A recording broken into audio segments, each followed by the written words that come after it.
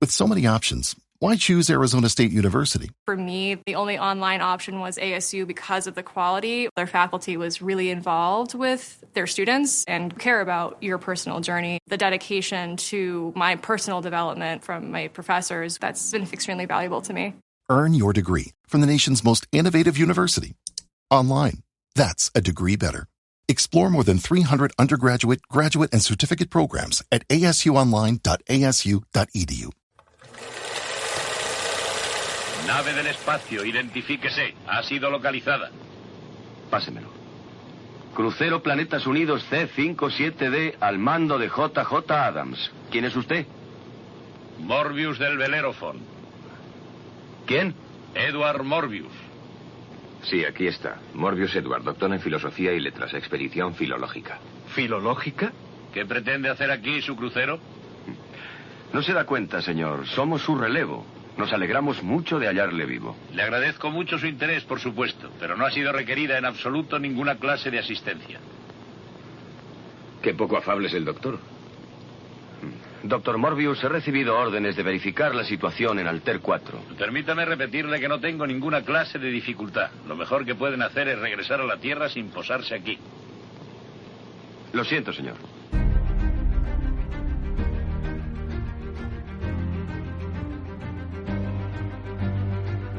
La última flecha, un podcast del antepenúltimo mohicano.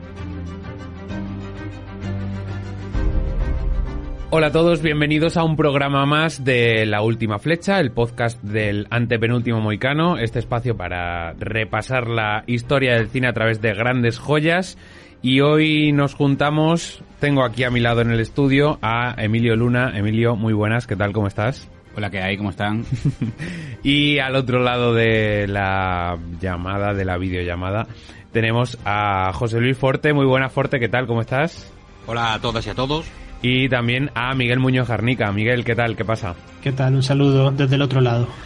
Al final decidimos que a partir del programa anterior ya no se iba a saber qué película íbamos a analizar la película en el programa siguiente. Esto ha pasado así y al final, por vicisitudes del destino, me ha tocado elegir a mí la película, cosa que me ha sulibellado mucho, me ha encantado, porque tenía en mente desde hace tiempo una película de ciencia ficción que quería que viésemos juntos. Y esta semana vamos a hablar de lo que yo creo que es una película seminal para el cine de ciencia ficción actual. Una película del director Fred M. Wilcox de 1956, que es Planeta Prohibido. Soy Morbius. Y yo, el comandante Adams. El teniente Farman, mi copiloto. Y el teniente Astrow, doctor de a bordo. Qué ironía. Que un simple intelectual que no tiene más ambición que poder gozar de un modesto aislamiento se vea lejos de un cielo claro sitiado por un ejército de seres humanos. Tremendamente determinados a servirle. Lamento que no seamos bienvenidos. Pero tenemos nuestras órdenes. Por favor, ustedes se quedarán a comer. Perdonen los toscos modales de un viejo aislado. ¿Quieren pasar? No sé, es una película que... una de esas películas que vi durante el confinamiento hace un par de años, o el año pasado, no recuerdo. Sé que ha sido durante uno de los momentos de confinamiento que he tenido. Todo el mundo me hablaba y leía mucho sobre esta película y sobre lo influyente que ha sido en toda la ciencia ficción posterior, y que muchas de las grandes sagas de ciencia ficción han bebido de ella, así que decidí meterme a verla, y la verdad es que es una aventura de ciencia ficción cuanto menos muy, muy sorprendente. No sé, para quien no lo haya visto, como digo, en este programa para escucharlo hay que hacer los deberes, hay que venir con la película vista porque vamos a desgranarla y va a haber spoiler, pero bueno, nos sitúa en el siglo XXIII. Una nave espacial es enviada al planeta Altair 6, que está a 16 años luz de la Tierra, para saber qué ha pasado con una expedición que se había enviado 20 años antes de esa expedición. Y cuando llegan allí, de repente se encuentran con que hay un superviviente de esta expedición, que es el Dr. Morbius, que está al mando de una base que ha sobrevivido, pero solo sobreviven él y su hija. Y bueno, John Adams, que es el comandante de esta nave que acaba de llegar para, se supone, salvarles, pues va a querer descubrir qué es lo que pasa realmente en este extraño planeta. Es una película sorprendente cuanto menos porque fue una gran superproducción de ciencia ficción que tiene dos partes bastante recalcadas, que ahora hablaremos de ella, y que sobre todo cualquier persona a la que le guste la ciencia ficción va a estar en todo momento viendo referencias que yo creo que a lo largo de todo el programa vamos a saber mucho de ellas. Forte, si te parece, nos hablas un poquito de la ciencia ficción en esta época y un poco del personaje de Wilcox, porque es un personaje que tampoco tiene una filmografía muy, muy larga, este director. Bueno, es un director con una filmografía muy, muy breve, son apenas 11 películas y realmente entre las 11 no hay un género que destaque, hizo un poco de todo. Yo recuerdo hace tiempo haber visto una de Lassie, el valor de Lassie, la perrita Lassie, no sé si sabéis quién es, Sí. Podría ser un poco como la versión femenina de las películas del perro Rin Tin Tin, que son de una década, más de una década anterior, de principios de los años 30. Este perro que era la gran mascota de un grupo de soldados de la Guerra Civil Norteamericana, de los Yankees. Uh-huh. Bueno, pues Lassie era una perrita pues, más familiar, ¿no? Y bueno, es un ejemplo de a lo que era llamado Fred Leo Wilcox para dirigir, ¿no? Realmente Planeta Prohibido es una película de estudio, en la que tampoco hay que quitarle valor a Wilcox, donde a lo largo de toda la película, dentro de que no hay apenas nada, digamos, fuera de que destaque por una dirección apabullante o excesivamente brillante, pero eso es muy efectiva, sí, en todo momento muy cuidada y sobre todo, para mí lo más destacable en cuanto a labor de realización es lo bien que utiliza el formato panorámico, que ya en el año 56, que de la fecha de la película, era el gran combate que tenía el cine contra la televisión, ¿no? Que era primero el color, después el formato panorámico, para ver las películas en un formato gigantesco que rivalizaba totalmente con lo que uno podía ver en la televisión, ¿no? Quizá también destacaría, bueno, como has dicho, Planeta Prohibido es una película a día de hoy mítica, ya casi desde el momento de su estreno, porque fue un éxito tremendo el que tuvo la película, ¿no? Que no solamente el éxito que tuvo en su estreno, sino que mismamente crea un icono, ¿no? Toda la influencia, como has dicho, ven en el cine de ciencia ficción posterior, pero ya crea un icono prácticamente en su fecha de su estreno, ¿no? Que es el Robbie, el robot, ¿no? Que es ese robot que todos quisiéramos tener para nosotros, ¿no? Y quizá comentar un poquito ya iremos comentando del equipo, de la colaboración de Disney en los efectos especiales, que son muy llamativos, muy llamativos, muy medidos, muy bien hechos, muy bien integrados en la película.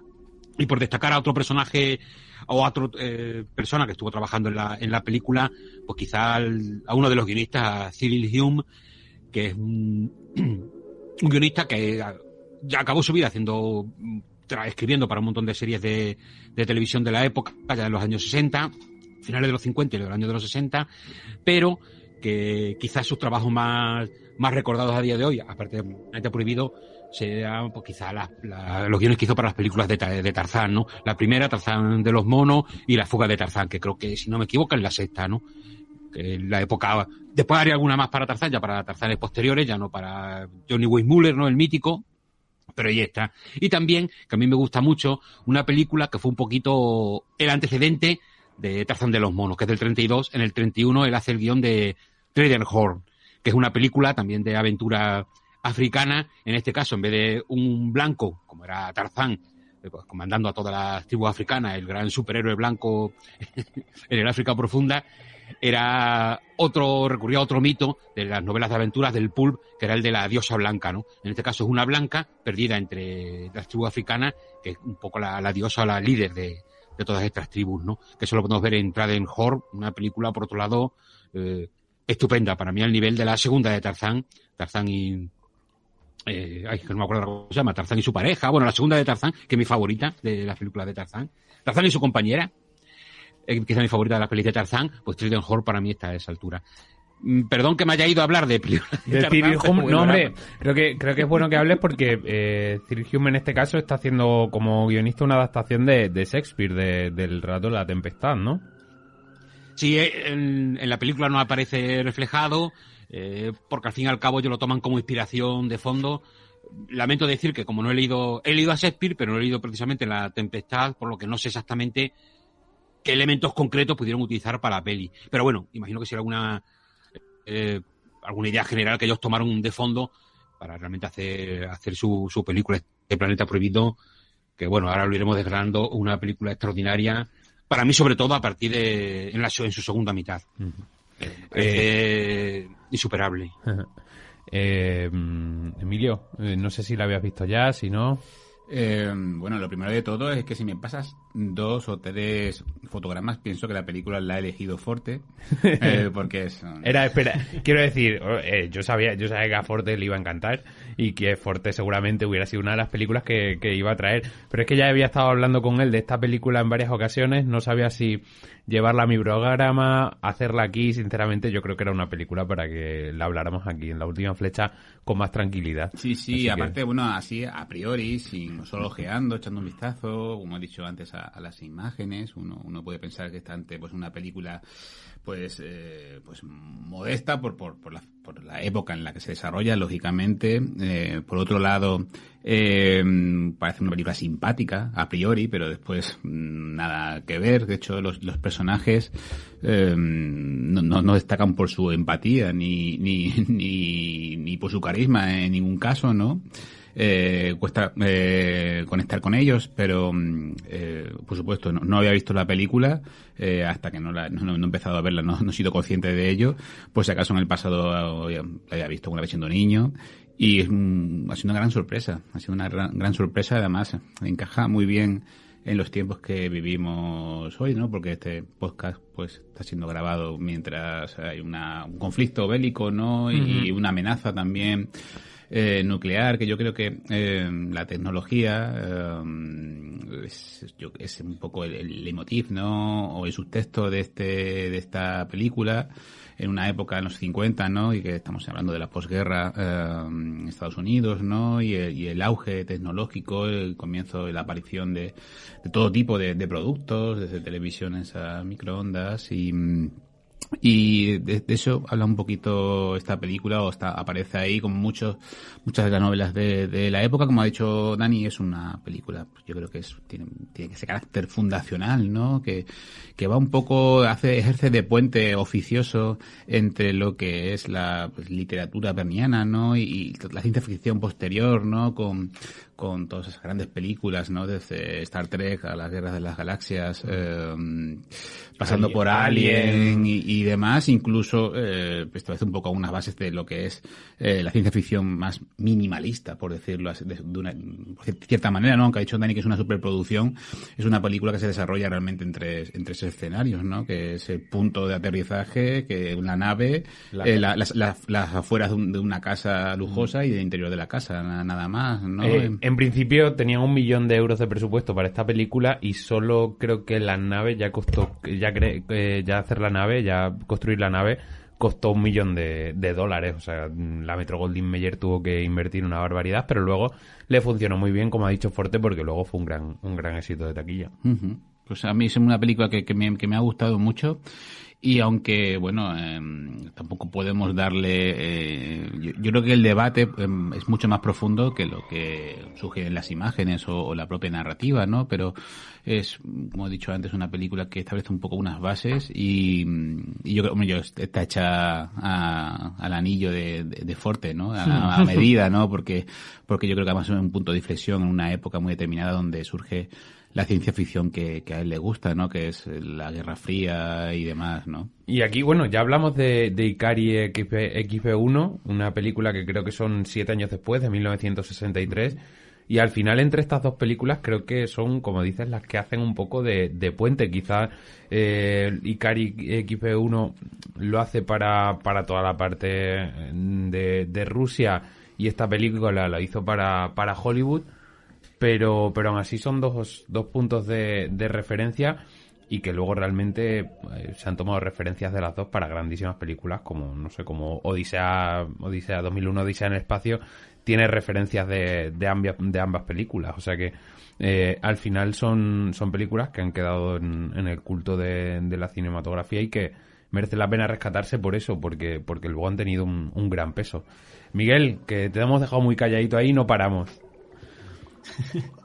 Bueno, me interesa lo que comentaba Forte de La Tempestad, porque yo sí que leí la obra de Shakespeare cuando era adolescente, no recuerdo muy bien por qué, así que la recuerdo muy vagamente, pero sí que tiene muchos puntos en común, ¿no? Porque era la historia de un tipo que queda atrapado en una isla desierta junto con su hija y aprende a controlar la magia del lugar al entrar en contacto con los dioses y puede controlar las tempestades del título.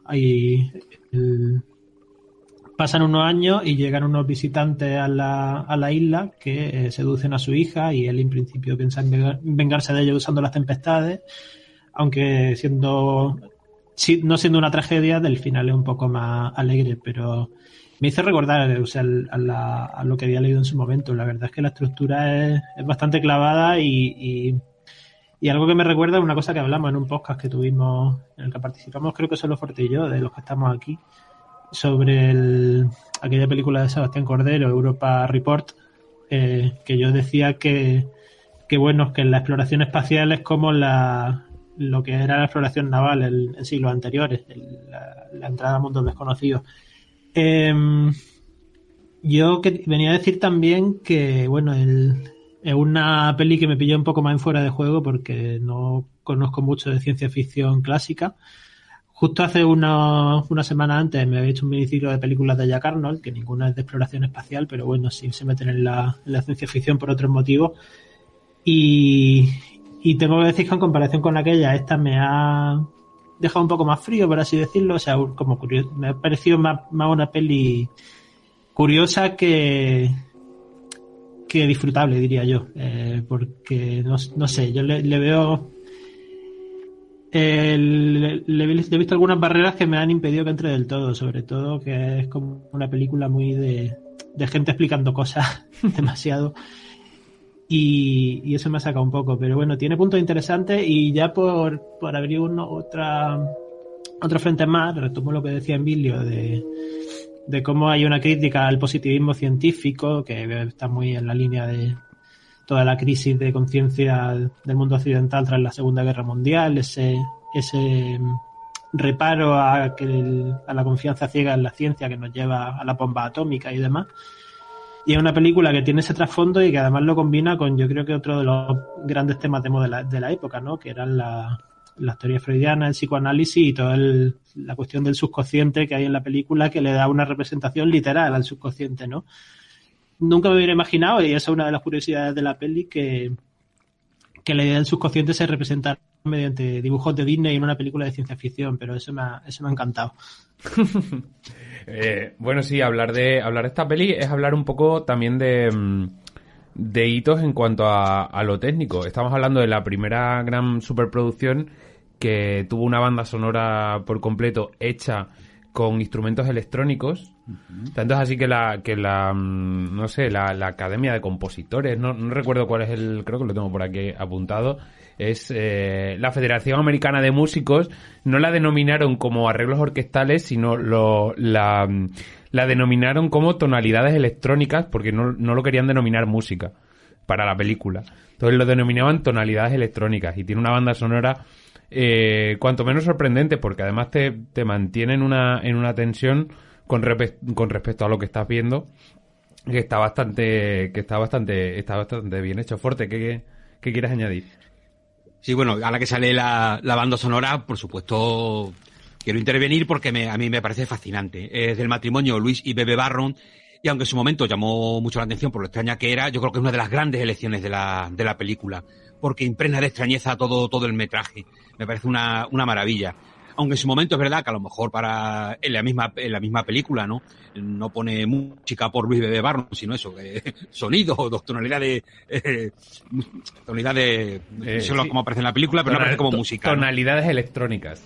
Electrónicas. Ahora mismo están considerados, la banda sonora de Planeta Prohibido, en todos los estudios y todos los trabajos de lo que es la historia de la música electrónica, son uno de los grandes, no pioneros, porque viene ya desde principios del siglo XX, que se experimenta con la música electrónica, ¿no?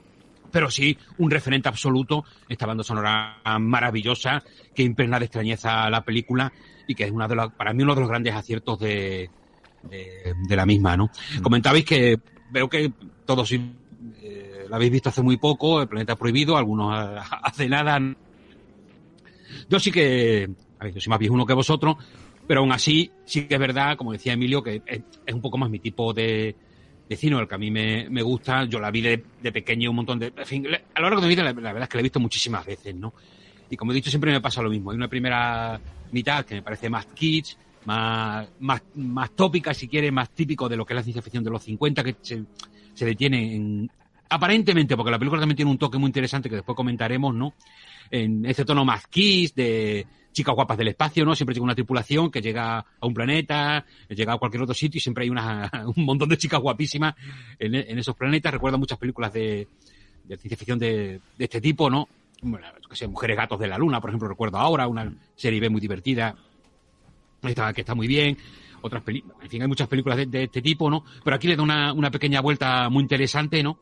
Porque hay unas referencias veladas, quizá por lo que ha comentado Miguel, de la referencia a Shakespeare, de cómo conquistan a la hija, ¿no?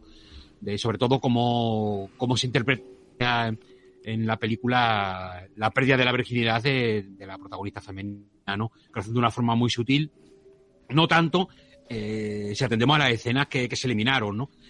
Que bueno, recordemos que es una producción Metro-Goldwyn-Mayer, una superproducción de la época, que tuvo un éxito brutal, y que antes de su estreno se sometió a esto típico que se hacía antiguamente, ¿no? Que se estrenaban las películas por sorpresa en cine antes de los estrenos oficiales, se estrenaba por sorpresa, con público que no la esperaba, y un equipo de la Metro-Goldwyn-Mayer iba recogiendo las reacciones del público, ¿no?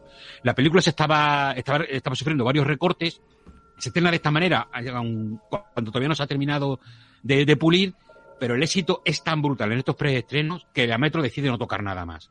De hecho, si veis el último plano de la película, cuando están el capitán, el Leslie Nielsen, hablando con Anne Francis, ¿no?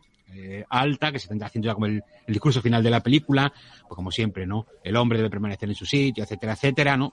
Siempre el científico que lo mueve todo, pues debe ser llamado al orden, ¿no? No debemos creernos Dios, etcétera, etcétera. Hay un momento en ese plano que hay un ligero corte. No sé si lo habéis percibido. Es muy llamativo porque es un plano estático y de repente hay un corte a la mitad. Bueno, ahí falta una frase y no se pulió porque el preestreno fue tan apabullante el éxito que hicieron no tocar más. Bueno, pues es uno de los varios cortes que sufre la película, que en la maravillosa edición en DVD, en Blu-ray, bueno, en DVD creo que también estará.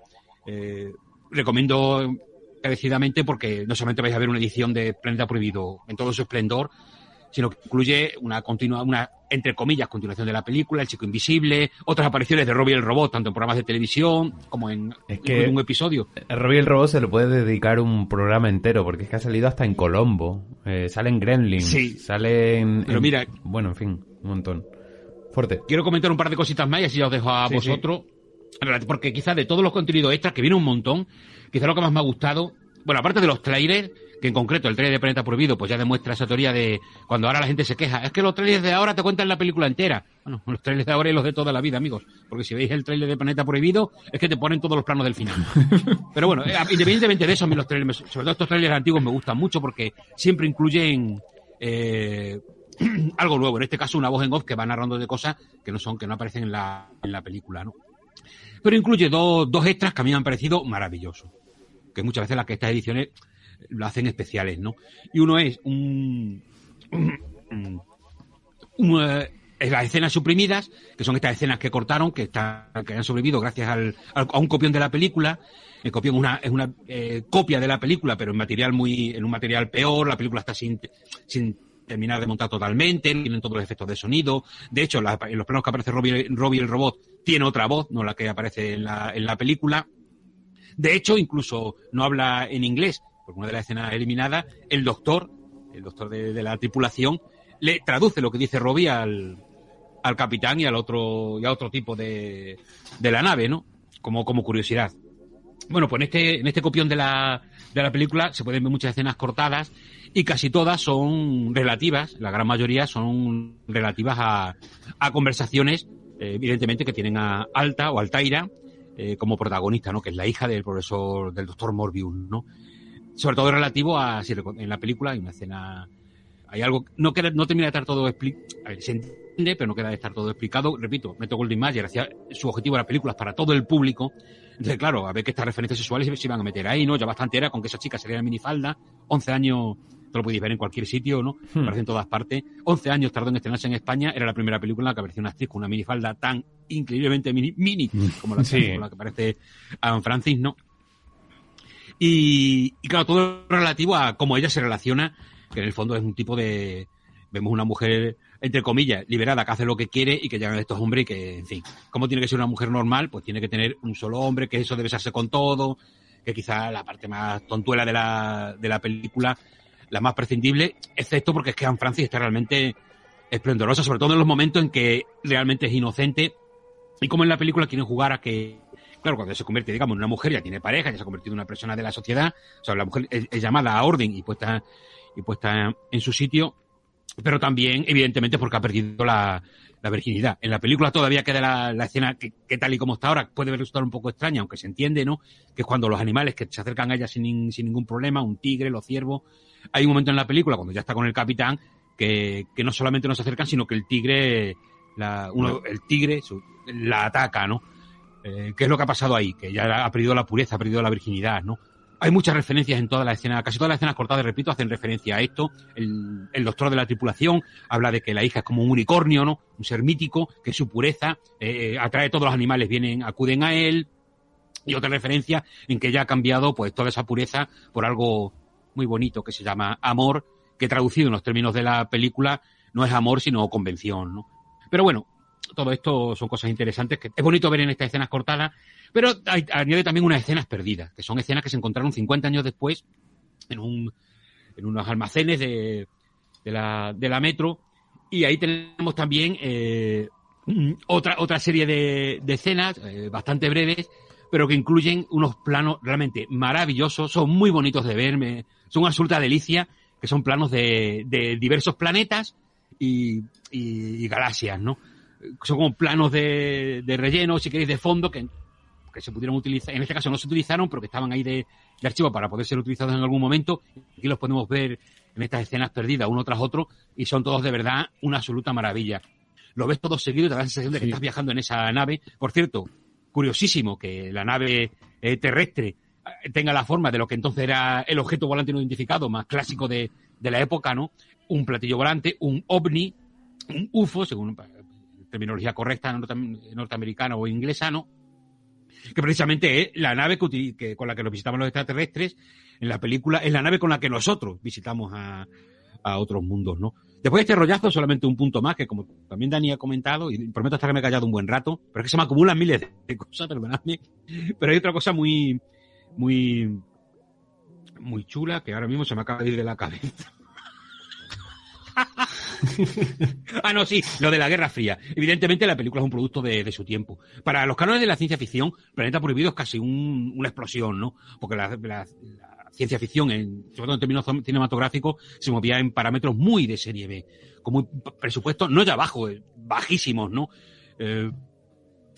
Dando lugar a muchas películas que muchas de ellas son, personalmente, considero, a mí me gustan muchísimo, pero claro, no con los medios y brilla mucho Planeta Prohibido cuando la ves porque destaca como un zafiro entre todas las películas de la época, ¿no?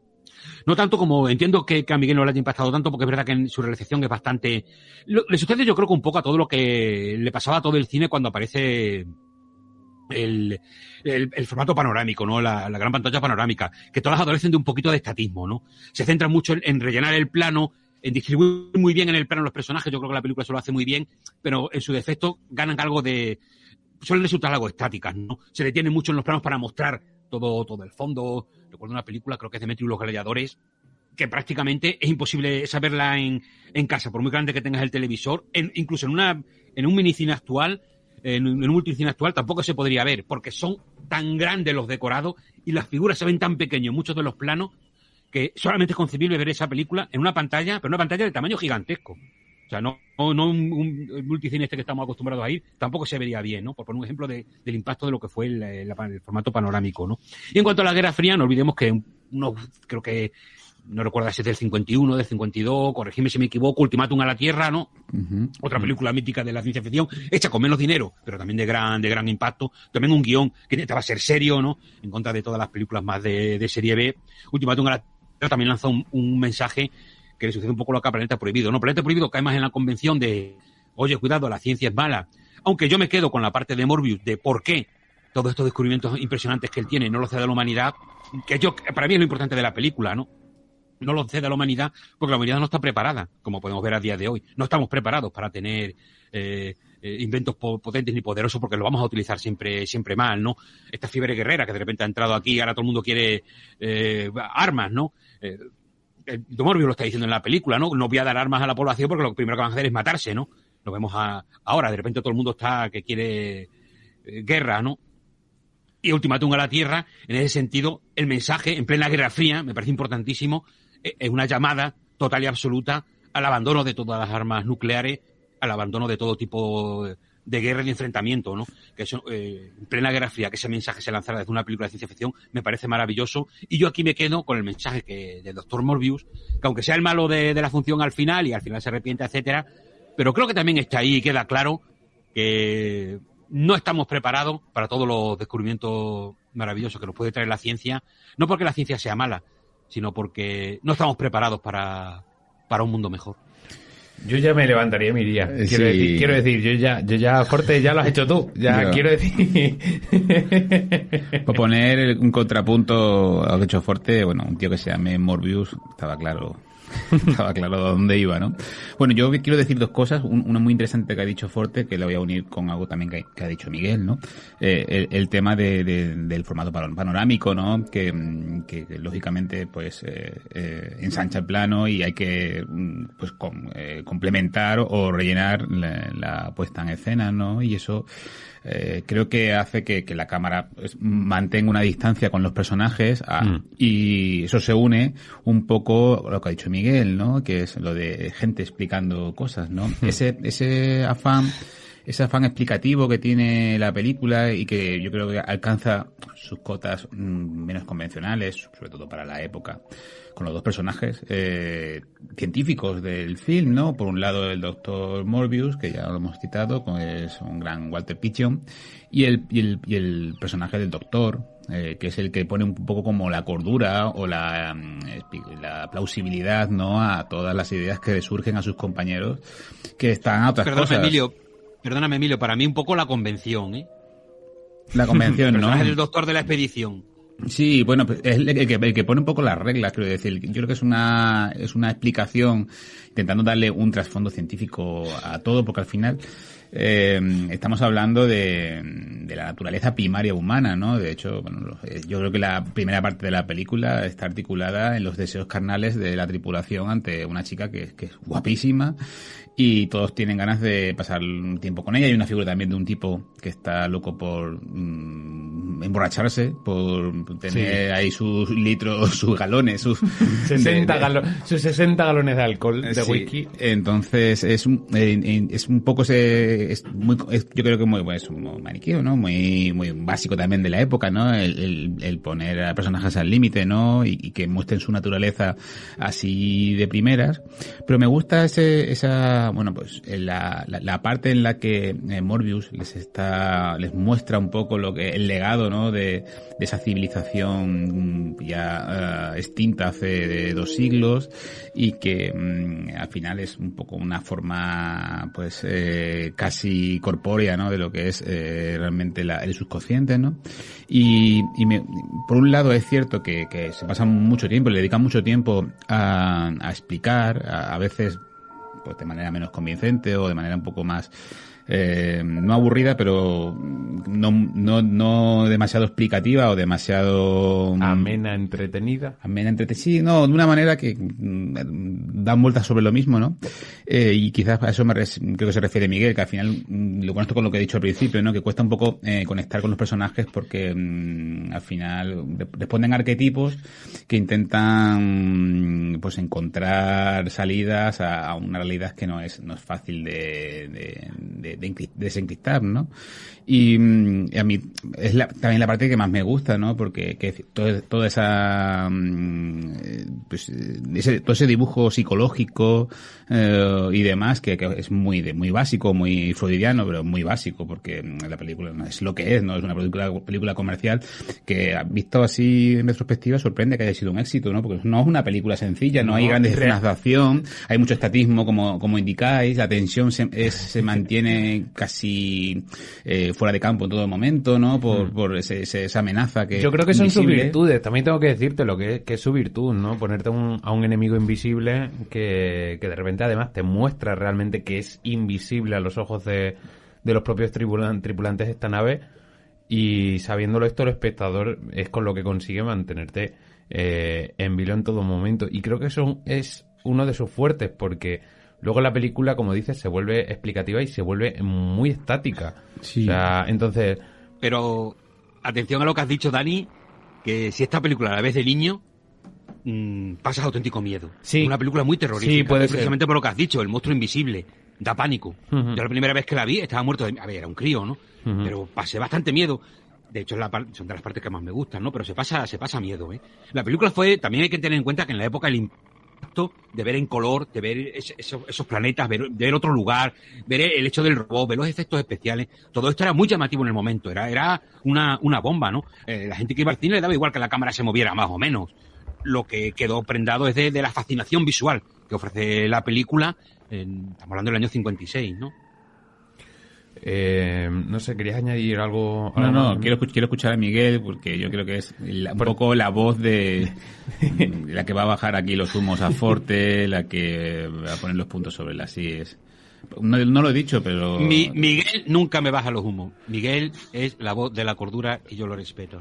Sí. Eres el doctor de la tripulación y yo soy Morbius. Se me ha pasado decirlo al comienzo, pero tengo aquí un libro de Miguel que no tenía nada que ver con la película, ni creo que es todo lo opuesto, o al menos tiene otras temáticas y otros estilos, que es el libro Esto es momento consejos publicitarios. Efectivamente, esta cuña patrocinada por el Antepenúltimo Moicano.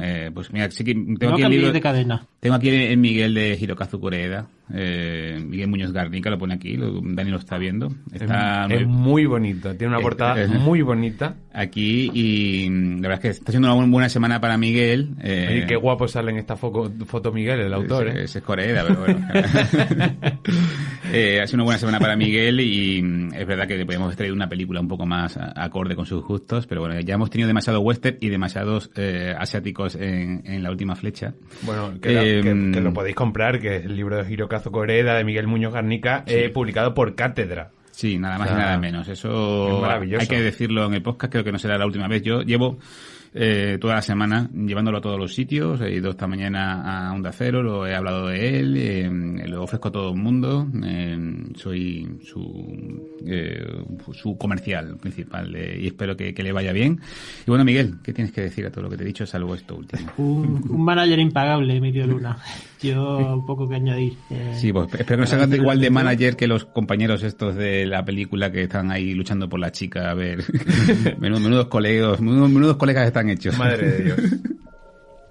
Bueno, y yo, a ver, refutar a Forte no voy a refutarle, porque de normal no estoy capacitado, y ya si hablamos de ciencia ficción, menos todavía. Y después de la masterclass que nos ha dado hace un rato, poco que decir. Pero bueno, no, simplemente eso. O sea, yo hablaba ahí antes de cómo la película crea una tensión, la idea de una amenaza latente, que claro, mi problema con ella es que la veo anunciada claramente, que la película te está advirtiendo todo el rato de que hay algo ahí que no vemos, y que eso es la música, por ejemplo, lo consigue muy bien, o ese plano subjetivo de ese ente invisible que se cuela en la nave la primera vez, que también es un plano bastante interesante. Pero no sé, por algún motivo a mí no me creo nada, ya os digo.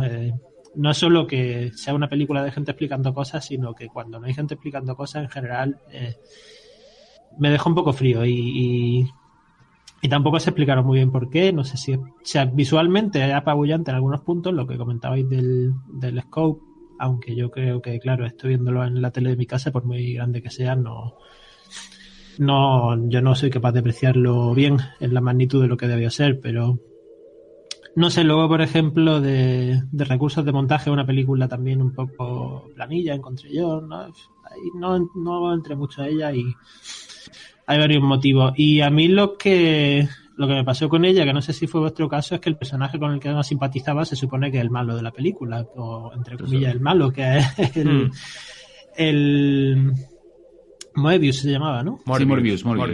Morbius. Sí. Porque claro, yo ahí tiene un giro interesante que ya os digo, es que esta película plantea muchas cosas que son muy interesantes, aunque yo emocionalmente no entre. Pero también me parece muy guay la idea de que yo esperaba el clásico científico loco de ciencia ficción y realmente un hombre con sed de conocimiento y con razón y con prudencia para gestionar lo que está averiguando, no un científico enloquecido. Y el giro tan interesante que tiene es que era malvado sin saberlo, ¿no? Era malvado porque ni él, que es el hombre que más ha avanzado en conocimiento del mundo y el que más lejos ha llegado en el conocimiento científico, es capaz de controlar a su yo primitivo.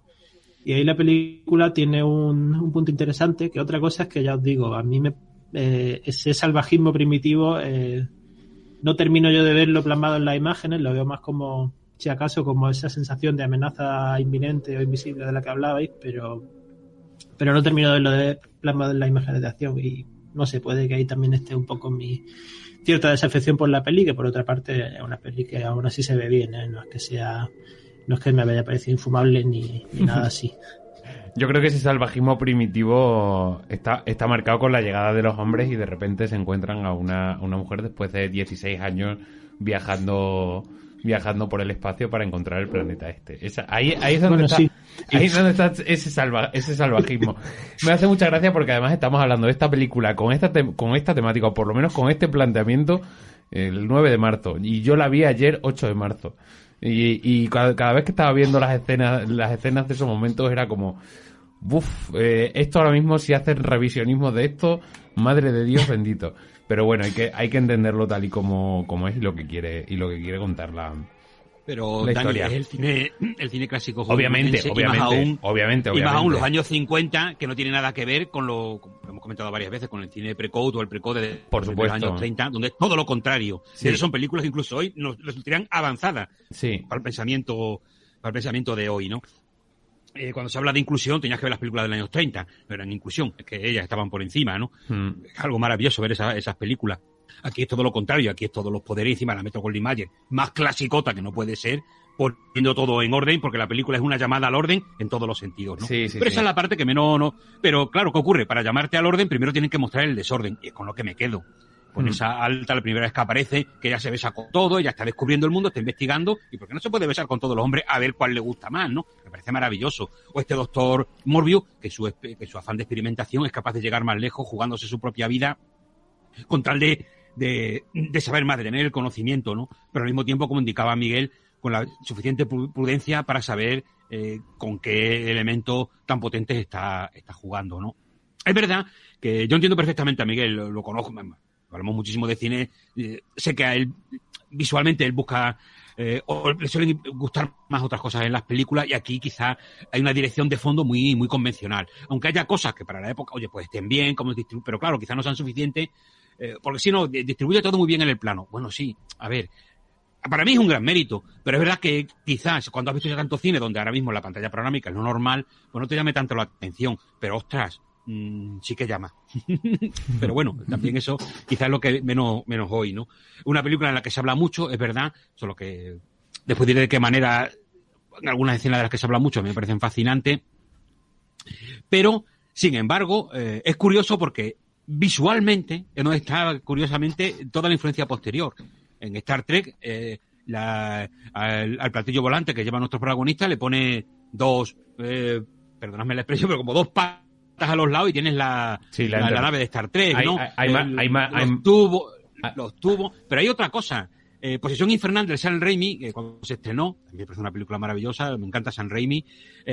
Una cosa que llamó mucho la atención era cómo no se veía nunca el monstruo y se utilizaba la cámara subjetiva para mostrarlo, ¿no? Ya lo tenemos aquí en Planeta Prohibido.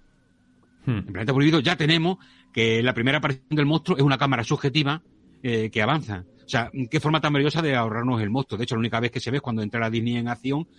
Bueno, ya Miguel ahí nos comentará un poco. Yo creo que son otra escena las dos escenas más película, meritorias, ¿no?, de la película. Esa y la que ha elegido Miguel, ¿no? Como aparece el monstruo sin aparecer, ¿no? Y todo se maneja en una especie de plano secuencia que la verdad es que está muy bien resuelta, y yo creo que es un poco lo que marca la tensión, ¿no? Al final, como ha dicho Forte, también como todos estáis subrayando, yo creo que la película es básica, ¿no? O sea, tiene detalles muy buenos, pero también es porque yo creo que el género y el presupuesto que tenía, que aún siendo una superproducción, Forte lo ha dicho, al género se le daba muy poco dinero, daba más importancia a otro tipo de cine, ¿no? Al drama, a la comedia o al noir, ¿no? En su momento, ¿no?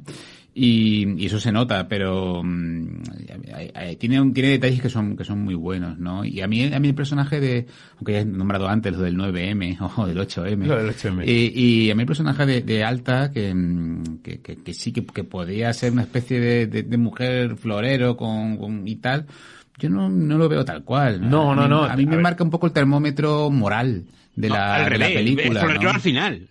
Al principio no es nada florero. Claro. Sí, entonces, bueno, pues eso es lo importante. A mí, el tema de la convencionalidad, como dices tú, o asumirla, es lo que menos me importa, porque al final creo que el mensaje al menos es otro, ¿no? Es también bajo mi punto de vista, ¿no? Y el personaje de Alta, que me parece un personaje muy bonito y muy de ciencia ficción, ¿no? Porque es una chica que acaba de nacer por segunda vez allí, cuando ven a otros humanos, ¿no?, que no ha visto en su vida. Pues, como he dicho, pues marca un poco lo que es la temperatura moral, ¿no? Ve como todo que le rodea, pues estos hombres que vienen de justos y de salvadores se convierten en tipos que la acechan, ¿no? Porque lógicamente caen rendidos ante sus encantos y el padre protector, ¿no?, que quiere alejarlos de ellos, ¿no?, y demás. Como ha dicho Miguel también, el personaje más divertido, el personaje más profundo, el personaje que más encaja es el villano, ¿no? Pero esto ya yo creo que suele pasar mucho en las producciones de la época, porque tienen ese trasfondo intelectual, ¿no? Y yo creo que tienen la moral más férrea, ¿no? Y como dice Miguel también, al final este hombre era villano sin saberlo, ¿no? Este hombre era dormido, era un tío complicado durmiendo, ¿no? Pero en el fondo es la representación de todo lo de esos habitantes nuevos habitantes de su planeta, ¿no? Que son gente primaria, y al final pues volvemos a lo de antes, ¿no? Ese positivismo tecnológico choca con el negativismo que supone ser un ser humano, ¿no? Que es un ser fraudulento o corrupto, ¿no? De todas formas, si me permitís un momentito, como Emilio ha hecho en relación y también Miguel, entiendo vuestra postura de que la película, sobre todo en tu caso, Miguel, realmente que no llegue tanto, quizá porque no estamos ante, evidentemente, un autor, alguien que de una manera visual muy potente nos está lanzando, añade algo más a lo que es la película, pero a mí me parece un producto maravilloso de estudio. Un ejemplo de que cuando un gran estudio ponía a todos sus talentos a trabajar, no hacía falta que hubiera un director brillante detrás, ¿no? De hecho, quizá MacLeod Wilcox, precisamente por no tratarse de un Frisland, por ejemplo, quizá pudo sacar adelante esta película y llegar a otros sitios donde a lo mejor otro gran director no hubiera llegado, ¿no? Es imposible imaginar a John Ford haciendo esta película, aunque bueno, sería interesante saber qué hubiera hecho, ¿no? Pero me gusta, a mí lo que sí que me gusta mucho es que, a ver, es muy fácil, yo el primero, un Jacques Tourneur, un Frisland, los grandes directores de la época clásica son los primeros que acude, sobre todo estos nombres que es más fácil encontrar su estilo en una película tras otra, ¿no? Incluso en un Henry King, como comentaste la semana pasada con el pistolero, en el que es fácil de encontrar tantos rasgos de genialidad, no solamente en la producción de la película, sino en la dirección, ¿no? Aquí entramos a otro tipo de producto que a mí me encanta. Es un producto en el que no hay un supergenio detrás, hay muchos detrás. Hay en este caso, para mí, quizá los más, el matrimonio Barron, los músicos, ¿no? Pero hay un equipo de efectos especiales, hay un equipo de dirección comandado con Frank Manleo Wilcox, pero que aquí tenemos el ejemplo del Hollywood clásico puro. O sea, el director lo que hace es poner todo un poco en orden, pero no va a imponer su visión sobre el resto, porque ni siquiera tiene visión. Su única visión es hacer una buena película. Y yo creo que lo consigue. Entonces, todo este ejemplo de cine, tan alejado del cine de autor, tan lejos del cine de autor, yo sé que a vosotros resulta más, no sé cómo decirlo, que lo entiendo perfectamente. Esto no es una, por favor, no es una crítica, ni mucho menos lo contrario. Que entiendo que os puede resultar más frío, pero a mí precisamente son las cosas que me parecen entrañables de la película y muy de poner en valor, ¿no? Porque, joder, digámoslo ya, hablar de Fritz Lang, que era es que es mucho más fácil que hablar de Fred Manleo Wilcox, ¿no? ¿Qué tiene Fred Manleo Wilcox? No sé si me explico, no sé si consigo explicarme. Lo bonito es como consiguen sacar adelante esta producción. Lo que pasa es que, claro, bueno, pues no es lo mismo que otras películas en las que es más fácil sacar rasgos, sacar escenas, sacar momentos muy visuales muy potentes, ¿no? Aquí estamos en otro tipo de cine, un cine dirigido, o sea, una superproducción dirigida al público familiar.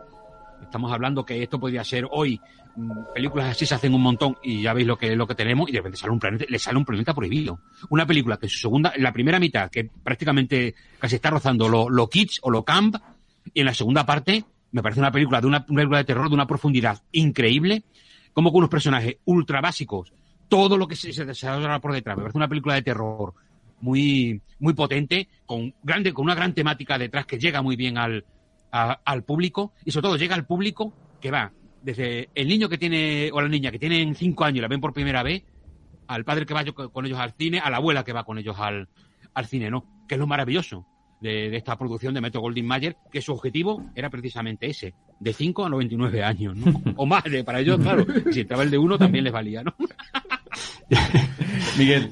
Yo respondiendo a lo que dice Forte, en mi caso no es que yo busque una autoría en general. No, perdóname, Miguel, que no quería personalizar, era el general, pero evidentemente. Pero por comentar lo que has dicho, sin acritud.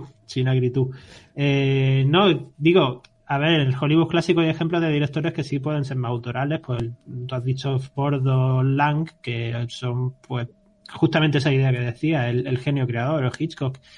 Pero vamos, yo creo que sí que el Hollywood clásico hay muchos directores y King puede ser un ejemplo. O sea, Henry King, que comentaba la semana pasada, no tiene un estilo tan claro, tan reconocible. Pero bueno, sin embargo, hay pues una forma de mirar las cosas, o una forma de aplicar el lenguaje cinematográfico, una limpieza, no lo sé, pero yo creo que mi problema, más que por autoría o por identificar rasgos de estilo, es simplemente porque un tipo de género, un tipo de imaginario en el que entro menos.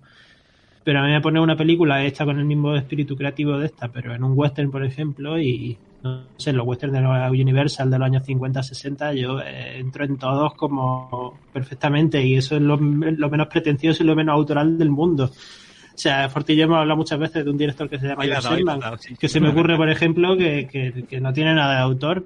O sí, si te pones, a base de ver películas suyas, ves cosas en común, como pasa con todo el mundo, pero que son películas que, como decía Forte, son esfuerzos corales, son una conjunción de distintos talentos, y yo creo que no es tanto eso por un estilo identificable como porque, en fin, cada uno tiene su gusto y espera encontrar cosas diferentes en una película y ya está. Y sobre el tema me voy a quedar también con lo que ha dicho Forte sobre el tema de la figura femenina, que lo bueno que tiene esta película y lo bueno que suele tener el cine clásico, aunque no sea pre-code, es que antes de mostrarnos, digamos, la vuelta al orden, nos muestra el desorden, y eso ahí queda, ¿no? Y nos deja siempre abierta la posibilidad de que nosotros nos quedemos con ese desorden y nos tomemos la vuelta al orden como una crítica. Y yo creo que una imagen muy satisfactoria de esta peli, para mi gusto, es cuando la chica se besa con el capitán de la nave, ¿era? Sí, el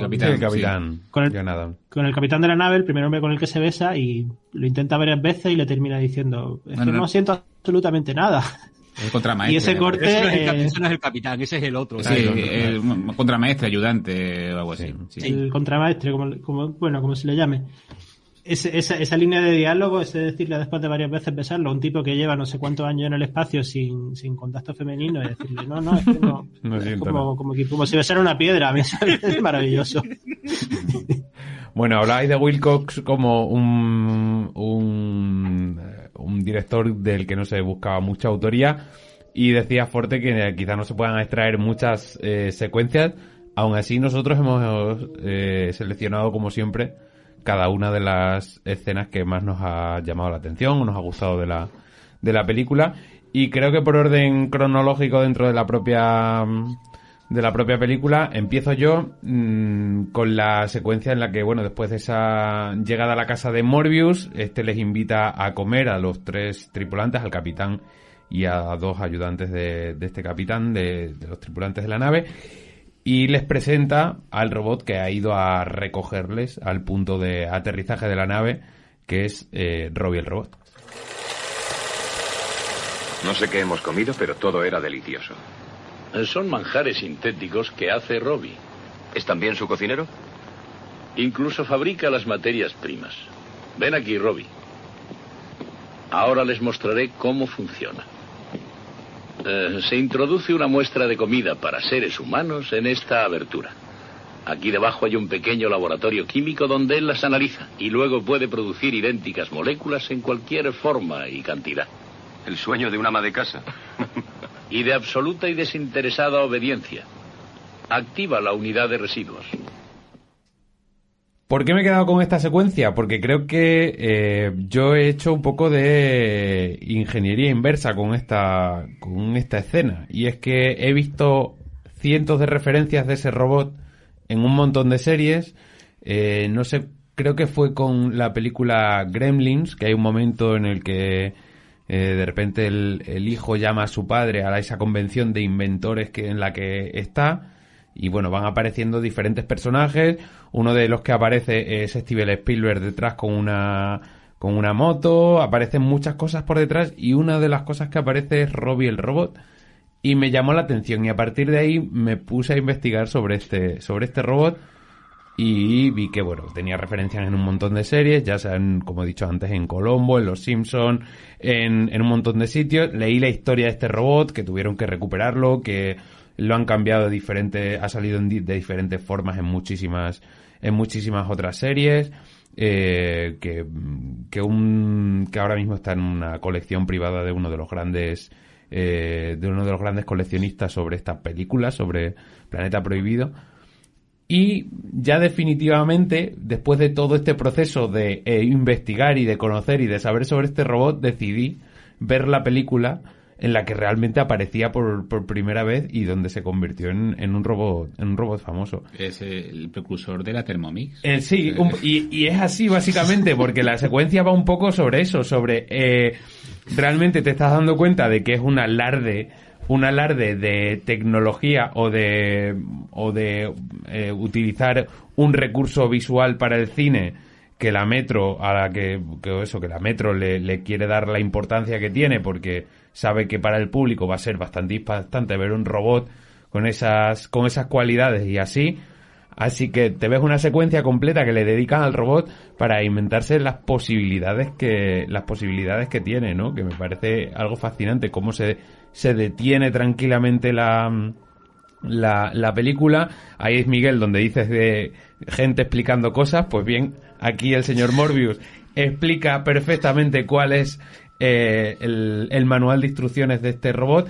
Y luego también, por supuesto, también tenemos esa referencia, ¿no?, a las leyes de Isaac Asimov, de Yo Robot, donde, bueno, pues se ve que este robot tiene implantada una instrucción que le impide hacer daño a cualquier ser orgánico, que más adelante, bueno, pues esa ley de Asimov que viene aquí plasmada, pues tendrá su peso dentro de la película y tendrá un punto de acción bastante importante. No sé, ya digo, para mí es un personaje bastante entrañable por lo personal y la escena me gusta por cómo pone en valor el trabajo que va a tener, o por lo menos la importancia que va a tener este robot a lo largo de la película, que no es solo el hecho de estar en la película y ser un recurso más visual, sino también las diferentes actos que va a hacer a lo largo de la peli y que luego tendrán su repercusión. Esta es mi escena, que creo que... Todo lo que tiene que ver con el robot, la verdad es que me parece entrañable, me parece un producto muy... Yo sé que no es para nada, quiero decir, no es la escena para nada la mejor de la película ni nada, pero simplemente para mí tiene ese valor sentimental de los que a veces tiene el cine, simplemente es, bueno, pues una imagen que te cala y que... Yo creo que es consecuente, ¿no? Quiero decir, acabamos de decir por varias veces que ni el director es un virtuoso, sí. Es una película yo creo que de estudio, ¿no? Y de productor, y por lo que además ha contado Forte, ha sido una película que ha sufrido recortes, varios recortes y demás, o sea, no daban con la tecla porque es una película... Pero son un poco los habituales de la época, Emilio, tampoco que hayan entrado a cuchillo con la pobre película. Sí, no, pero me refiero que este tipo de productos son productos de productor realmente, ¿no? Que son los que marcan un poco lo que es el destino final de la película, ¿no? Y con el montador, ¿no? Y donde el director pues quizás tiene esa capacidad de rodar, ¿no? Y de poner orden, como tú has dicho, ¿no? Entonces... Sí, es normal que las escenas no sean pues la repanocha, ¿no? Por decirlo así, ¿no? Entonces, yo creo que ya lo hemos dicho y Miguel lo va a llevar a cabo cuando le toque hablar a él, que quizás sean los momentos estos de tensión, los momentos donde el misterio parece que va a aflorar pero no lo hace, son los más meritorios en ese sentido a la hora de elegir escenas, porque es una película que yo creo que funciona muy bien a nivel global, es decir, es sobre todo la posibilidad de debate que viene unida a ella, ¿no? Pero cuidado, no le quitemos importancia a la escena que ha elegido Dani. A mí me parece chulísima y me parece muy importante. Imaginaos lo importante que era el robot en la película, que como muy bien has dicho, Dani, me ha encantado cómo lo has explicado, la película se detiene y a explicarnos lo que hace el robot. ¿Por qué? Porque sabían que si funcionaba, de hecho funcionó. Claro. Funcionó porque se convirtió en mítico. Sí. Y no hay ningún problema en parar la película y empezarnos a hablar de qué, de lo que en ese momento era casi posible. Era una máquina que podía entrar en tu casa y te podía solucionar la vida. O sea, era de repente la ciencia, pero bien. O sea, una película que, como todas las del Hollywood clásico de la época, siempre tiene que ser, bueno, incluso antiguo. Recordemos ya las películas del Dr. Frankenstein, ¿no? ¿Dónde va usted haciendo esas cosas? Vuelve a salir. Pues aquí un poco lo mismo, ¿no? Sin embargo, tenemos a Robbie el robot, que es todo lo contrario. Es qué maravilla nos podía traer la ciencia. Hasta el punto de que sí, tiene armas, pero no las puede usar contra seres orgánicos, ¿no? Que sería el gran problema para comercializarla. Porque aquí, claro, nos la venderían con las armitas, ¿no? Pero me parece maravilloso eso, lo que has dicho, Dani, que se detiene para explicarnos algo que en el momento tan fascinante. De hecho, en una de las escenas recortadas, porque claro, dice, no, es que no hay mucho dinero en la película. Ostras, hay mucho dinero en la película.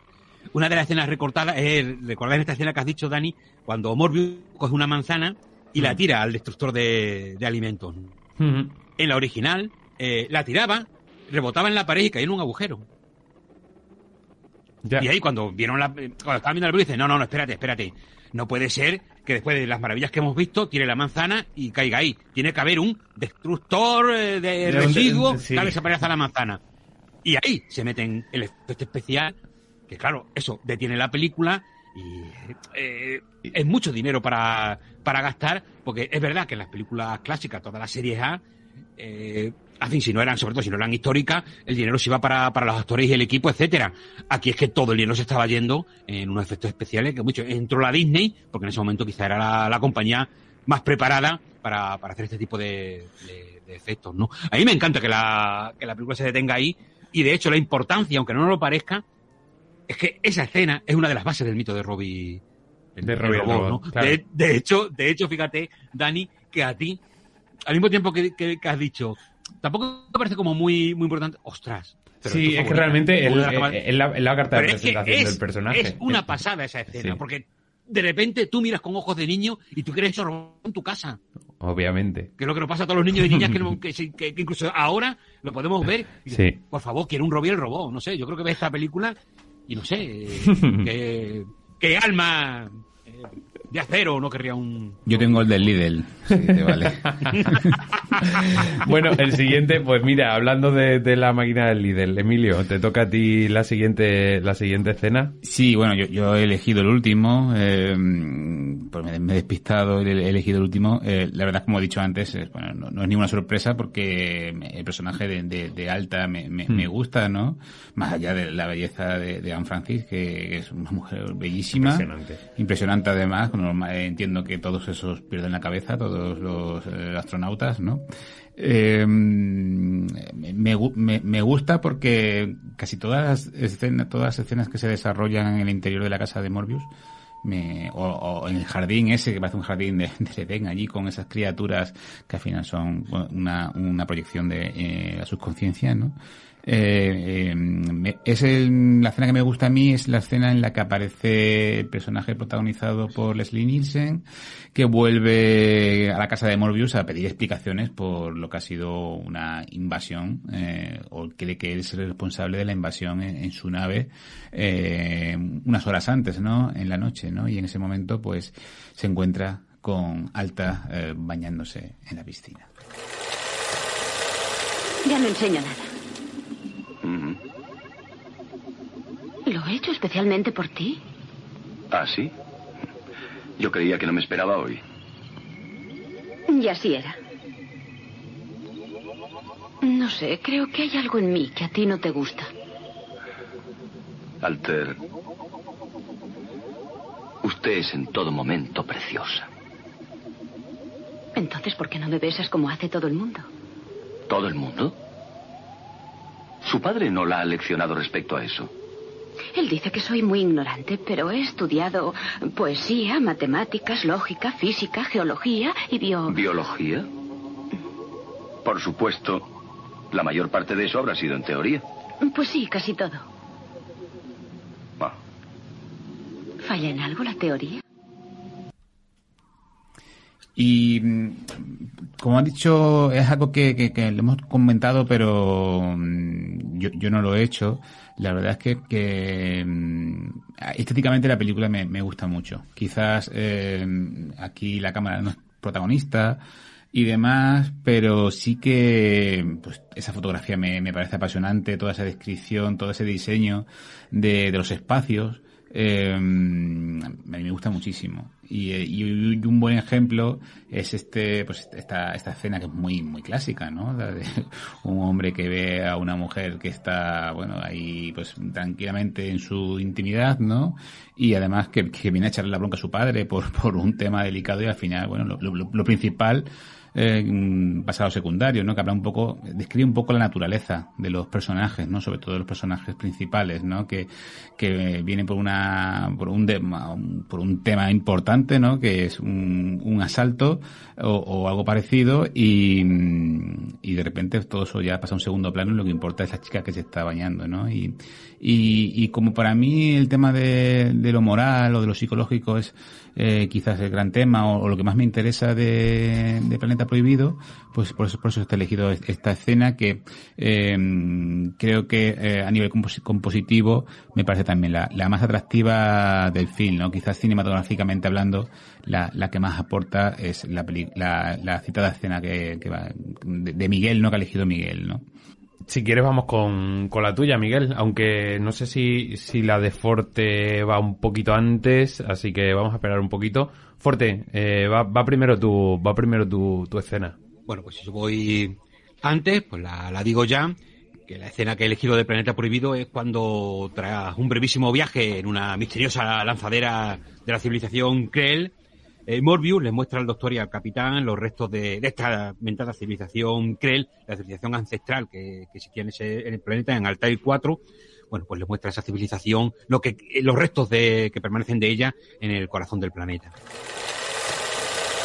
¿Qué es esto? En esta pantalla se pueden proyectar todos los conocimientos científicos de los Krells, desde sus comienzos hasta el día de su aniquilación. Un breve volumen que sobrepasa millones de bibliotecas terrestres. ¿Y usted sabe leer eso? Un poco, es mi profesión. Hace 20 años comencé aquí con esta página de teoremas geométricos. Casualmente pude ir deduciendo la mayor parte de su vasto alfabeto lógico. Empecé a aprender. Mi primer resultado práctico fue ese robot mío al que ustedes, señores, parecen hallar tan extraordinario. un juego de niños. Vengo aquí a diario desde hace 20 años a descifrar penosamente algunos de los más fáciles fragmentos de su cultura. Bueno, pues quizá de siempre me ha parecido un momento fascinante. Entramos en una parte que es literalmente Dr. Morbius hablando, todo el rato hablando, y se nos va mostrando imágenes de esta civilización. Me parece fascinante porque todo lo que nos está contando Morbius me parece maravilloso. O sea, entra dentro de la pura fascinación por la maravilla, por lo desconocido. Estamos adentrándonos en el núcleo duro de la película. Es ciencia ficción pura y dura, donde se nos describe toda esta civilización. Hay una primera parte en la que entran como una especie de sala de máquinas, donde ya hay unas ciertas explicaciones, pero quizá para mí donde la película se lanza, donde adquiere caracteres épicos, porque realmente estamos asistiendo a lo que es una civilización perdida, extinta, y estamos viendo como su intersticio sin terminar de comprenderlo del todo, que es lo maravilloso, ¿no? O sea, conocemos lo que Morbius nos puede explicar, pero lo que vemos es mucho más allá, porque lo que Morbius explica, que parece que nos lo está contando todo, las imágenes casi se contradicen, porque estamos viendo cosas que no entendemos. El pobre Morbius empieza a explicar, pues por aquí hay 32 kilómetros de pasillo, otros 32 kilómetros hacia allá. Son casi físicas porque él mismo dice, pero no termino de entender, hay cosas que sabe para qué están, pero realmente que habían, bueno, al final se desvelará una de las grandes cosas que habían conseguido, pero en toda esta secuencia se adivinan muchísimas más, ¿no? Que ese vistazo casi único a lo que fue la civilización Krell, ¿no? Todo ese misterio que subyace en el corazón de Altair 4, ¿no? El planeta prohibido. Me parece fascinante, me parece el momento más, ese sentido de la maravilla que tiene la película. De siempre me ha fascinado, y además siempre vuelvo a ver la película una y otra vez, y siempre esta parte me queda embobado, o sea, no puedo evitarlo. Y aunque entra dentro de uno de estos momentos, como comentaba Miguel, en el que se habla mucho, aquí yo nunca soy capaz de... Siempre tengo la sensación de que de que Morbius está hablando mucho, y en el fondo, bueno, creo que queda claro, ¿no? Pero con las imágenes resalta mucho más, con el equipo aquí de producción de la película al máximo, poniendo un montón de planos y de fondos y de escenas de producción que tardaron mucho tiempo en poderse llevar a cabo, ¿no? Entonces, el tiempo que tardó también, es dinero invertido en la película, ¿no?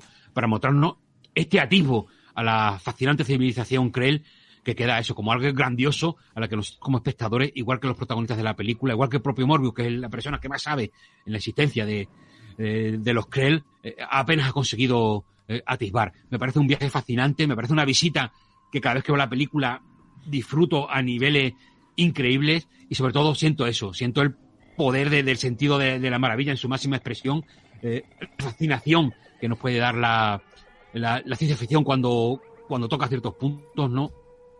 Aquí, por ejemplo, lo consigue también muy bien en todos los planos exteriores del principio de la película. Me parecen súper cuidados, me parecen muy elegantes, me parecen muy bonitos. Sientes el que está realmente esa nave se está adentrando en espacio desconocido, pero ya cuando entramos al corazón del planeta y nos describen la civilización Krell, me parece una maravilla, que yo creo que si entras en la película es que eres ojos de niño contemplando algo que te supere, que quieres conocer más, y termina la película y en tu cabeza queda dando vueltas eso de qué habrá más allá, ¿no? 1, quiero un Robbie en mi casa. 2, quiero conocer a los Krell, ¿no? Bueno, que en el fondo, ¿qué nos queda son las cosas que nos quedan de las películas. Cuando han terminado, cuando sales de la sala de cine o cuando apagas el televisor, que lo has visto tranquilamente en casa, ¿qué es lo que queda? Primero, las imágenes que te quedan en la cabeza. Hay películas que no te dejan imágenes. Y además de eso, ¿qué pensamiento le das dando vueltas, no? Hay películas que tampoco dejan eso. Para mí, Planeta Prohibido deja las dos cosas más maravillosas que te puede dar el cine, que son imágenes imperecederas y momentos que te van a seguir dando vueltas en la cabeza durante mucho tiempo. Yo creo que en esta escena hay una clave de la película, porque creo que de repente hace que la película se vuelva muchísimo más grande. Al principio, y creo que es la escena que parte en dos la película, ese momento que parte en dos la película y que de repente pasa de ese cariz kitsch que ha nombrado Forte en un primer momento, a de repente llegar a tener una profundidad mucho más grande, a pesar de, como decimos, que tiene una simpleza por ser un una película, bueno, pues para todos los públicos, donde no puede meterse mucho, pero sin embargo, de repente te muestra todo lo posible que llegó a hacer esa civilización Krell, y de repente dices, bueno, pero esto ¿hacia dónde va? O de repente no sabes por qué da ese grandísimo giro, pero ahí está, y creo que es una escena potente por eso, porque de repente hace cambiar la película por completo. Quizá, ya que os planteo la pregunta, porque la simpleza no está tanto en la trama como en lo que sí habéis comentado, y yo creo que estamos un poco de acuerdo, en lo que es la profundidad psicológica de los personajes, que quitando Morbius, el resto, en fin, muy tópicos todos, ¿no? Ese cocinero, esos que os encanta. Que conste que yo, por cierto, retomando la escena de Dani, yo me quedé con ganas de ver la escena en la que el cocinero bebe con el robot, porque se ve cuando llega la cantidad de botellas, que ese detalle me gustó, la verdad, pero luego el tipo cuenta que ha estado bebiendo y el robot le acompañaba, y a mí me hubiera gustado ver esos momentos de uno emborrachándose y el robot, me imagino que bebiendo por ser amable con él. Es una escena que en mi cabeza es muy entrañable. No sé, pero me hace mucha gracia que el robot fabrique whisky, pero fabrique whisky con botella y etiqueta. Claro. O sea, con botella y etiqueta. Y luego digo, ¿y este señor cómo se va a llevar los 60 galones, las 200 y pico botellas ahora hasta la nave? O sea, bueno, en fin. Estoy seguro que pudo, ¿eh? Sí, obviamente. Miguel, sigue, perdona. Que nada, iba a decir que esta escena que he comentado fuerte es la que yo creo que hace que te dé rabia no haber visto la película en un pantallón de aquellos, porque sí, claro, ver esto en una pantalla de CinemaScope, en un cine con una pantalla gigante, no la de los cines de ahora, yo ojalá pudiera volver a verla si pudiera verla así en esas condiciones, porque eso, sobre todo esos planos cenitales de los personajes hechos hormiguita, atravesando pasarelas y tal, sí. Me imagino que a otra magnitud tienen que ser impactantes y están pensados para eso, ¿no? Quizás, fíjate, Miguel, de las salas que yo conozca ahora mismo activas, a mí donde me gustaría verla, de las que yo conozco, que tampoco son muchas, sí. Cuando en San Sebastián, en la sala del cine este antiguo que no sé ahora cómo se llama, donde vemos tantas películas durante el festival. Princesa. Que está en la parte antigua de San Sebastián. Sí, Princesa, el principal, ¿no? El principal. Principal. Pero en esa sala enorme con su... que tiene hasta sus cortinas que se van abriendo. Yo creo que esa sala, además, pues, tiene un sonido impresionante. Verla ahí, me encantaría poder verla ahí. Sería, por ejemplo, pues nada, lo proponemos en San Sebastián, una retrospectiva de ciencia ficción clásico de Fred M. Wilcox y... Sí, bueno, mezclado con los musicales o con los dramas, porque tiene de todo este señor, o sea, para nada su género de la ciencia ficción. Y de repente eso, esta película. O una retrospectiva de ciencia ficción clásica o una retrospectiva de Fred M. Wilcox, ya lo que más les guste. Ahí. Bueno, terminamos con tu escena, Miguel. Pues yo he escogido la escena en la que ataca a la criatura maléfica, creo que por tercera vez, y ya pues de una vez por todas vemos o llegamos a atisbar su forma. Deme audiocomunicación. Sí, señor. Atentos. Quizás sea una trampa para distraer nuestra atención de otro punto. Continúen todos vigilando sus frentes inmediatos. Nada más. ¿Qué? Se ha detenido al pie del camino. ¿Está seguro de que ha captado algo? Una inmensa forma. Le han tocado las 2 descargas. Viene otra vez. ¿Directamente? Así lo veo aquí. Sigue avanzando. Gray, Strong, hagan fuego cruzado desde esas rocas.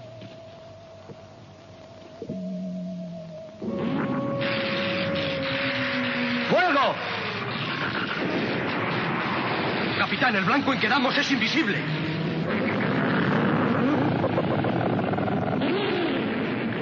Y nada, he escogido esta escena porque me interesa mucho por la mezcla de registros de la imagen, ¿no? A mí siempre digo que cuando el cine se vuelve muy abiertamente artificial es cuando más me suele interesar, y siendo esta una película de ciencia ficción donde no tiene ningún miedo a esa artificialidad en la mayoría de las escenas, la mezcla de animación e imagen real que hace aquí me llamó muchísimo la atención, ¿no? Como vemos a los soldados disparar esos blasters sobre la valla electrificada y cómo la criatura va tomando forma en un plano y vemos que de pronto pues un plano animado. Investigando un poco sobre la peli he leído por ahí que la Metro consiguió que Disney le cediera a uno de sus animadores, un tipo que ha participado yo creo que en prácticamente todos los clásicos Disney por lo que he visto, y él pues dibujó sobre un fotograma real de la película, sobre un fotograma en los decorados, y además mediante una técnica compleja que no termino de entender muy bien, pero que básicamente era que dibujaba sobre un material determinado el diseño de la criatura, luego lo positivaba y luego le daban un tratamiento de contraste para que solo se quedaran las líneas maestras de los dibujos, ¿no? Y así pareciera que estábamos viendo una criatura que no se terminaba de revelarse del todo su contorno, sino que quedaba reducida a las líneas más esenciales. Y que incluso ese animador metió un pequeño guiño porque le dio a la criatura, según cuenta él, yo cuando vi la peli no me di cuenta, pero le dio la forma de... La cabeza le dio cierta forma de chivo, de chivo con esta barbita que tienen los chivos, y era una pista para decir que era una criatura creada por se me ha vuelto a olvidar su nombre, Morbius. Que era una criatura creada por Morbius porque es el único que tiene una barba característica en ese sentido. Uh-huh. Pero ya os digo, sobre todo la he elegido porque siempre me gusta mucho esta idea de artificial en el cine, y ya la artificialidad tan abierta de directamente dibujar sobre el fotograma y mezclar animación e imagen real y hacerlo así de abiertamente, ¿no? Te encantaría, Miguel, porque en una de las escenas de esta del copión de la película, en las escenas estas que vienen extra en el Blu-ray o DVD, lo que sea, ¿no? Como yo en mi caso Blu-ray, viene precisamente la escena en que la criatura agarra al contramaestre de la nave, ¿no? Al primer tipo que intenta ligar con Alta, cuando lo alza por el aire y lo tira rompiéndole en dos, ¿no? Lo vemos como toda esa escena sin el monstruo, solamente el tipo que de repente se acerca con el fusil, con este blaster, ¿no? Para disparar, que evidentemente no sale ningún tipo de rayo. Y encima es muy raro porque, claro, se quedan estáticos haciendo como disparan, pero claro, no se mueven, y de repente sale volando, ¡pum!, y lo tira, ¿no? Y ves el antes de que llegara el animador y añadiera tanto los disparos como la criatura, ¿no? Bueno, el momento en el que coge uno de ellos y el tipo se va transformando como en líneas de roja según se lo va llevando esa es muy guay, ¿eh? Sí. A mí esa es la escena que más me gusta. De hecho, me ha hecho recordar esta película. Para empezar, se me había pasado, me va a decir Forte, es un sacrilegio, pero me recuerda me ha recordado un poco a una película que era, no recuerdo el título en castellano, en inglés. La La Land. No. No van por ahí los tiros. Era The Warlords of Atlantis, que eran los conquistadores del Atlantis. Me ha recordado un poco ese estilo de película de unos personajes que van a un mundo más desarrollado o con personas más desarrolladas en lo intelectual y demás, y también hay pues un choque moral y psicológico, ¿no? Y demás. Después tienen que huir de ese mundo, ¿no? Salvando las limitaciones. Es una película que es posterior, creo que son 15 años después o algo así. También es muy serie B. Creo que no sé si Fuerte la has visto tú, la de los conquistadores del Atlantis. Y volviendo a yo cuando he visto esta escena, la escena que ha hecho Miguel, que me gusta muchísimo por eso que comentas, por el tema de la unión de imagen real con la animación, ¿no? Y también me gusta un poco como pues un ente invisible, ¿no? Consigue generar esa tensión, ¿no? Que es algo que lo logran en toda la película, con esos pequeños escarceos o esas introducciones en la nave nocturnas, ¿no? Que a mí me parece muy conseguido, porque además creo que ahí el director demuestra que no es cojo tampoco, ¿sabes? Y que sabe, nada más que no es cojo de verdad, porque hay que seguir la cámara con eso. Y la verdad es que en esa película me recordó a una película no contemporánea, pero sí muy noventera, como es, no sé si la recordáis, se llamaba Congo, que es una película de monos y tal, donde también son que crean un perímetro alrededor de un espacio y demás, y me hizo recordar eso sin nada que ver, pero al final la tensión es la misma, ¿no? Y es algo que me gusta porque alguien está viendo los pasos o viendo las huellas que va dejando esa entidad, ¿no? Y nadie lo ve, ¿no? Y a nivel narrativo creo que está muy bien creada, y es algo que a mí me gusta, ¿no? Más allá que, como ha dicho Miguel, lo importante aquí es la técnica, ¿no? Y los formatos y esa unión, ¿no? Y a mí la verdad es que, como ha dicho Forte, y es lo primordial, ya puede ir cerrando, es que es una película que sí que deja imágenes y que sí que deja una sensación imperecedera. No es el tipo de modelo de película que me gusta, pero la verdad es que primero la he disfrutado mucho, y segundo, llevo toda la tarde con ella en la cabeza, y me parece una película que es interesante y que probablemente pues tenga más cosas que no veamos sobre la superficie, sobre el metraje, que están en los contenidos extra y demás, o en la concepción del propio film, sobre todo a nivel de guión. Pero a mí me parece una película muy que la verdad es que es un gustazo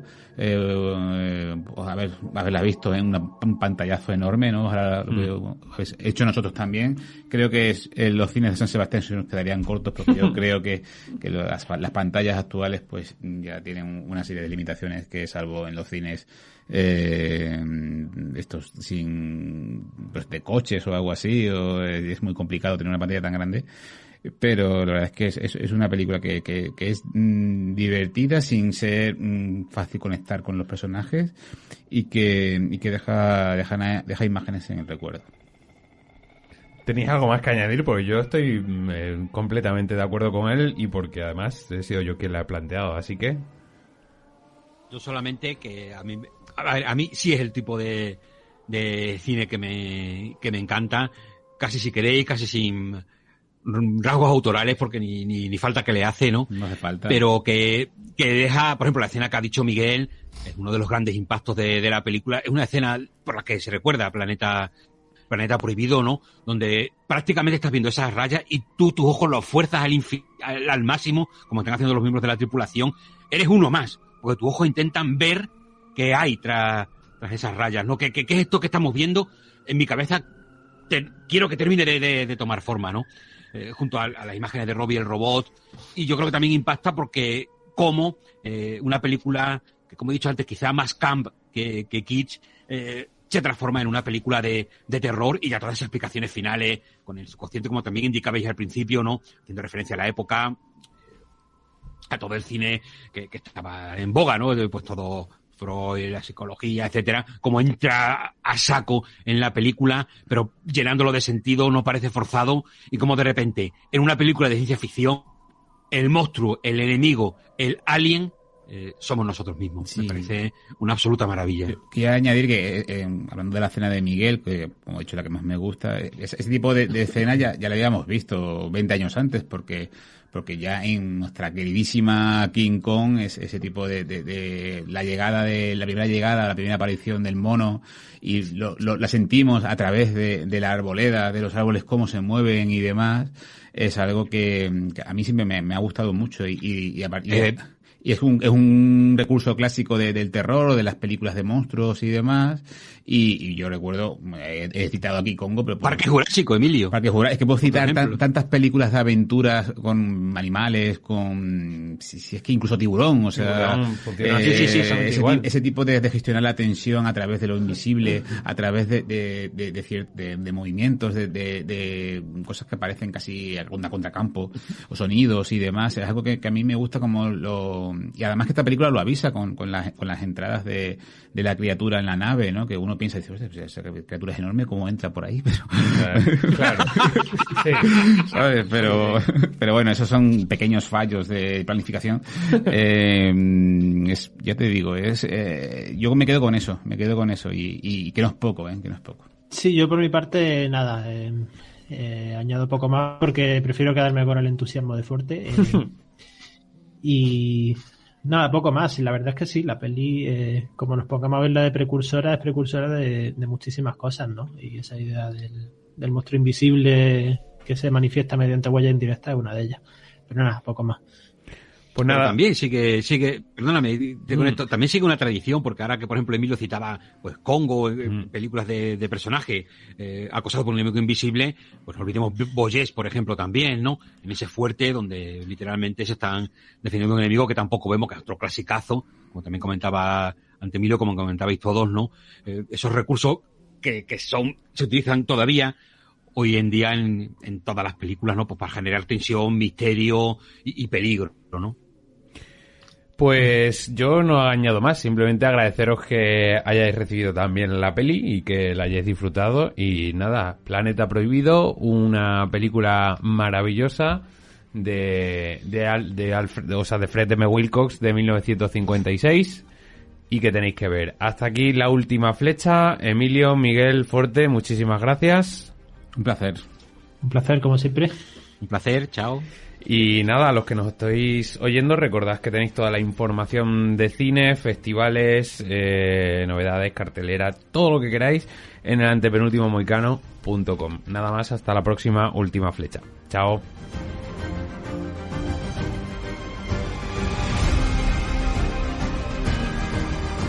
La Última Flecha. Visítanos en www.elantepenultimomohicano.com.